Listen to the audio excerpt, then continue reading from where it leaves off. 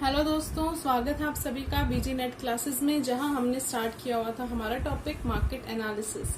उसके अंदर हमने दो अभी तक मार्केट कंप्लीट कर लिए थे। कौन कौन से? एक था परफेक्ट और दूसरा मोनोपोली। आज उसके आगे के दोनों मार्केट जो हमारे पेंडिंग रह रहे हैं, मोनोपोलिस्टिक और ओलिगोपोली, दोनों ही हम आज की क्लास में कवर करने वाले हैं। अभी देखो, सबसे पहले है मोनोपोलिस्टिक मार्केट। मोनोपोलिस्टिक मार्केट के बारे में सारे जो फीचर्स हैं वो हम यहाँ देखते हैं।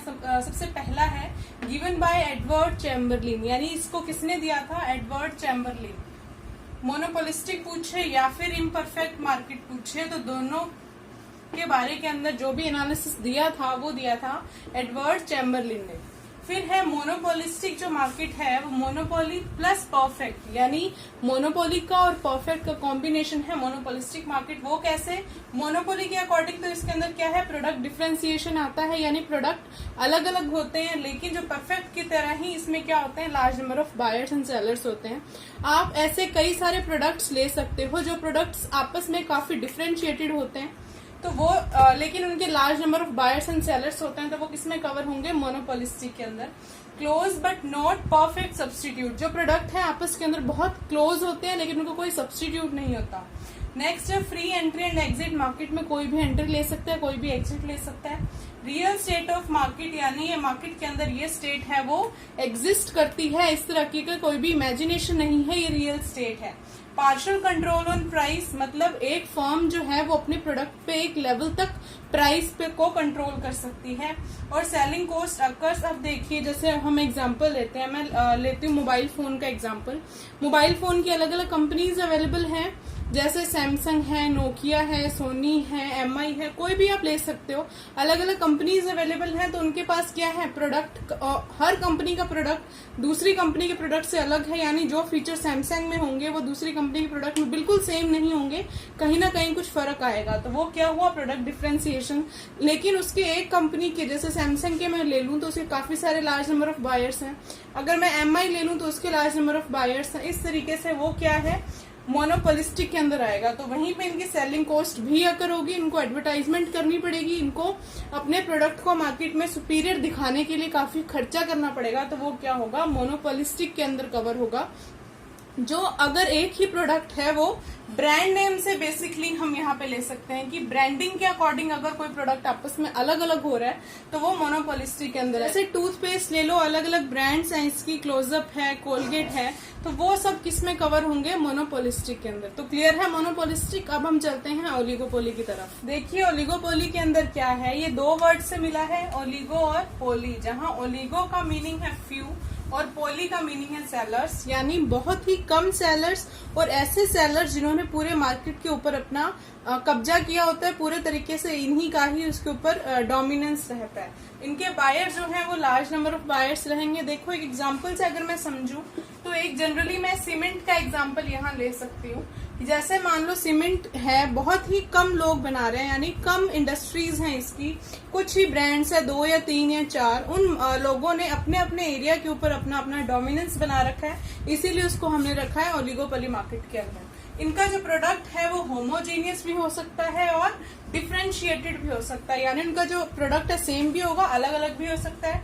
इनको एडवर्टीजमेंट कॉस्ट भी लगानी पड़ेगी, टफ कंपटीशन होता है, यानी ये लोग हाई डिग्री ऑफ इंटरडिपेंडेंसी, आपस में एक दूसरे के ऊपर इंटरडिपेंडेंट रहते हैं। ऐसा नहीं है कि आज मैं अकेली मार्केट में हूं तो मैं अकेली ही पूरा मार्केट संभाल सकती हूँ, तो वो तो क्या बन जाएगा, मोनोपोली।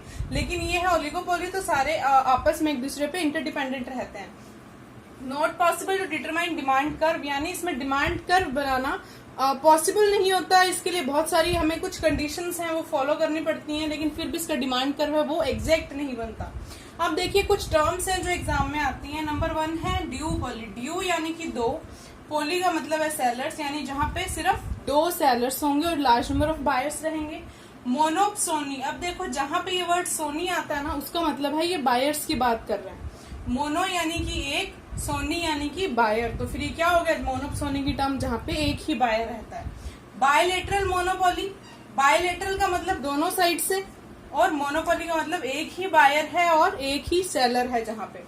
अब देखो एक ओलिगोपोली का एक इम्पोर्टेंट कंसेप्ट आता है स्विगी का डिमांड कर्व। स्विगी ने क्या एक डिमांड कर्व दिया, वो क्या दिया, इसने प्राइस और क्वांटिटी के अकॉर्डिंग दिया किंग डिमांड कर्व। देखो यहाँ से सही जा रहा था, लेकिन यहाँ से ये ऐसे टर्न ले गया, तो इसलिए इसको क्या बोला गया, किंक्ड डिमांड कर्व। अब इसके अंदर जो ये D1 से लेकर K का पार्ट है, यानी जो अपर पोर्शन है वो ज्यादा इलास्टिक होता है, नीचे का जो पोर्शन है K से D2 तक का जो पोर्शन है वो क्या है, इन इलास्टिक है, और जो K पॉइंट है, बिल्कुल इसकी जो कॉर्नर है K पॉइंट, वहां पे है प्राइस रिजिड, यानी जो लोग आपस के जो शॉपकीपर्स हैं वो एक लिमिट तक आने के बाद आपके प्राइस के साथ साथ अपना जो रिएक्शन देना बंद कर देते हैं। देखिए ओलिगोपोली कुछ टाइप्स मैंने यहाँ लिखे हैं। सबसे पहला है प्योर ओलिगोपोली और डिफरेंशिएटेड ओलिगोपोली। प्योर ओलिगोपोली का क्या मतलब है, जिनमें जो प्रोडक्ट है वो क्या रहेगा, होमोजीनियस रहेगा, यानी प्रोडक्ट है वो सेम रहेगा। डिफरेंशिएटेड का मतलब है प्रोडक्ट अलग अलग रहेगा, कहीं ना कहीं कोई ना कोई डिफरेंस आएगा प्रोडक्ट के अंदर। सेकंड नंबर पे है ओपन ओलिगोपोली और क्लोज्ड ओलिगोपोली। ओपन में क्या होता है, कोई भी फर्म फ्री एंट्री ले सकती है, किसी तरीके की कोई रिस्ट्रिक्शन नहीं होती, लेकिन क्लोज्ड के अंदर कोई भी फर्म यूं ही नहीं आ सकती, उसको कुछ रिस्ट्रिक्शंस को फॉलो करना पड़ेगा। थर्ड है कोल्यूसिव और कॉम्पिटिटिव। कोल्यूसिव का मतलब है जब सब लोग साथ में मिलते हैं, कोल्यूजन कर लेते हैं, तो यहाँ पे हम लोग एक टर्म यूज करते हैं कार्टेल, CARTEL। जो फर्म्स कोल्यूजन कर लेती हैं यानी साथ साथ आ जाती हैं, तो वो जो एक ग्रुप बनाएंगी उस ग्रुप को बोला जाएगा कार्टेल। उनके बीच में क्या है, कॉमन अंडरस्टैंडिंग रहती है कि अगर हमने इस प्राइस पे बेचना है तो हम इससे ज्यादा प्राइस नहीं करेंगे या फिर इससे कम प्राइस पे नहीं सेल करेंगे, ताकि आपस में किसी के साथ भी कोई गड़बड़ी से ना हो। नेक्स्ट है कॉम्पिटिटिव के अंदर क्या है, कोई अंडरस्टैंडिंग नहीं होती, सब लोग अपने अकॉर्डिंग अपना प्रोडक्ट जो है सेल करते हैं, चाहे प्राइस कम लें ज्यादा लें, ये उनकी अपनी मर्जी होती है। फिर है पार्शियल और फुल ओलिगोपोली। पार्शियल के अंदर है कि कोई भी जो फर्म है वो बड़ी होती है और बाकी जो फर्म्स है सब उसके अंडर जाती हैं। और फुल के अंदर क्या है, सभी फर्म्स इक्वल साइज की होती हैं, अपने अपने प्रोडक्ट के लिए सभी क्या होती हैं, लीडर्स होती हैं। और लास्ट है सिंडिकेट और ऑर्गेनाइज्ड ओलिगोपोली। सिंडिकेट का मतलब है कोई भी जो फर्म है वो अपने प्रोडक्ट को सेल करने के लिए किसी भी मार्केट में सेम पॉलिसी को यूज करेगी, अलग अलग पॉलिसी नहीं अपनाएगी। लेकिन ऑर्गेनाइज के अंदर क्या होता है, मार्केट के अकॉर्डिंग या नीड्स के अकॉर्डिंग, कंज्यूमर के अकॉर्डिंग अपनी पॉलिसी को चेंज करते रहते हैं। पॉलिसीज अलग अलग हो सकती हैं। तो यहाँ पे हमारे ओलिगोपोली के टाइप्स भी कंप्लीट हैं। तो दोस्तों मार्केट एनालिसिस के दोनों जो टॉपिक थे, मोनोपोलिस्टिक और ओलिगोपोली, हमने यहाँ पे कवर कर लिए हैं। इनके अंदर कोई भी ज्यादा कर्व वगैरह नहीं है जैसे हमने परफेक्ट और मोनोपोली में पढ़े थे। बाकी जिसने अगर वो वीडियोस नहीं देखी है तो एक बार वो वीडियोस देख लें। इन वीडियोस को लाइक और सब्सक्राइब करें। Thank you.